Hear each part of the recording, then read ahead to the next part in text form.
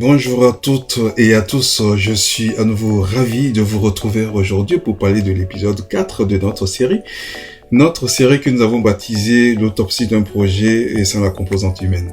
Oui, pour vous qui nous rejoignez juste aujourd'hui, vous avez raté l'épisode 0 où nous avons présenté l'idée de cette série. Nous avons donné en long et en large pourquoi cette série et en quoi ça consistait. Nous avons eu l'épisode 1 où nous avons parlé de la gestion de projet et de la conduite du changement, deux disciplines qui désormais sont fusionnelles.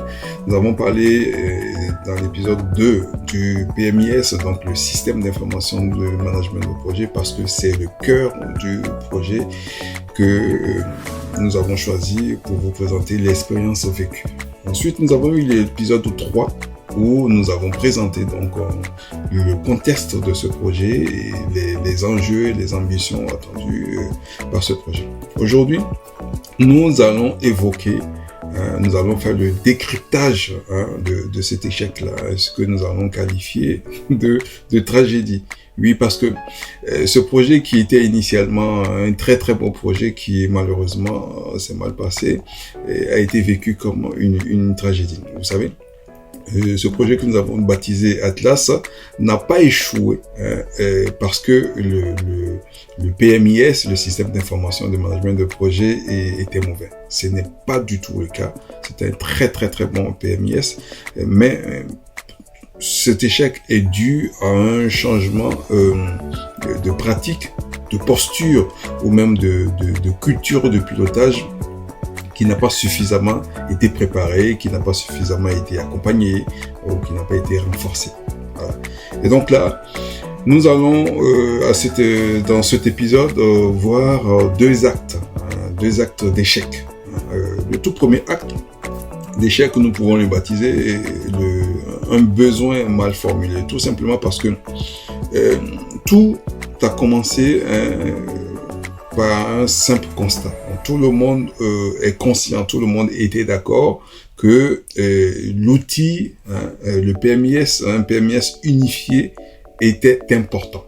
Parce que les projets venaient de partout dans cette organisation, mais derrière ce constat qui était partagé, il y avait une triste réalité. Il y avait une triste réalité parce que beaucoup se posaient la question, mais en réalité, Atlas devait être un outil de reporting.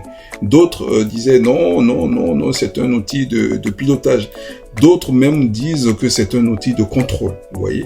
Et donc, ça veut dire que il y avait certes un accord sur le besoin de l'outil, mais ce que cet outil devrait faire n'était pas clair chez les uns et les autres. Donc, la première cause de cet échec vient déjà de la clarification de l'objectif. L'objectif du PMIS n'était pas traduit aux usagers de ce système-là. On va dire que la vision cible du pilotage de ce projet n'était pas forcément partagée, n'était pas claire. Et puis l'autre défaut qui était aussi la cause d'échec, ce sont des ajouts continus de demandes d'indicateurs et de nouvelles fonctionnalités. Voilà. Il n'y avait pas un périmètre fermé au début. Ce qui voudrait dire quoi? Ce qui voudrait dire que ce projet a été adressé avec une approche de développement qui n'était pas appropriée. Quand on est expert du domaine de la gestion de projet, on peut effectivement dire que en matière de gestion de projet, voilà, ce projet a été abordé ou a été traité avec une approche de développement prédictive, sans doute parce que il a été considéré comme un outil simple, maîtrisé, alors qu'en réalité, il aurait fallu peut-être le traiter avec une approche adaptative. Donc ça a été une des causes, qu'on peut dire, une des causes de cet échec. On va dire mauvaise définition des objectifs, mauvaise approche de développement, un périmètre qui n'était pas forcément bien contrôlé. Ça, c'est le volet gestion de projet. Ensuite, il y a le volet conduite du changement qui aussi a connu des erreurs. C'est-à-dire que le pourquoi de Atlas n'a pas suffisamment été compris. Vous comprenez? Le pourquoi ce projet n'a pas été compris. Le PMIS est perçu comme une contrainte qui va venir punir peut-être certains plutôt que d'être vu comme un levier. Donc, on avait certes un objectif, mais personne ne savait vraiment à quoi ce projet Atlas allait servir concrètement. On va dire que il y a le volet, pour parler de terminologie conduite du changement, on va dire que la prise de conscience n'a pas été suffisante. On parlera de awareness. Pour les experts de la méthodologie ADKAR, on parlera de awareness.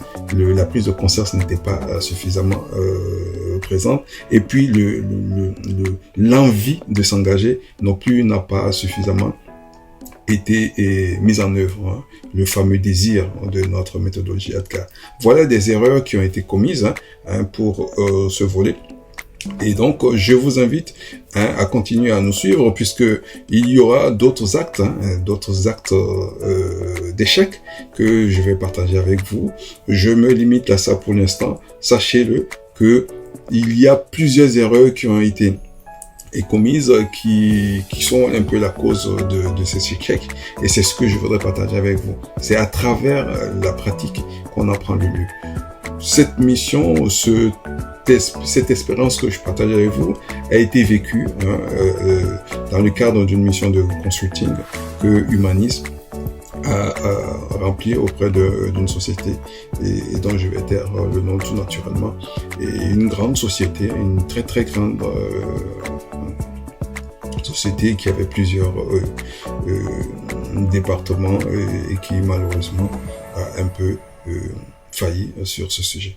Alors, continuez, restez connectés. Et pour ceux qui nous découvrent aujourd'hui, simplement, abonnez-vous sur nos chaînes YouTube, sur Facebook et LinkedIn. Et puis moi, je vous dis à très bientôt pour d'autres épisodes.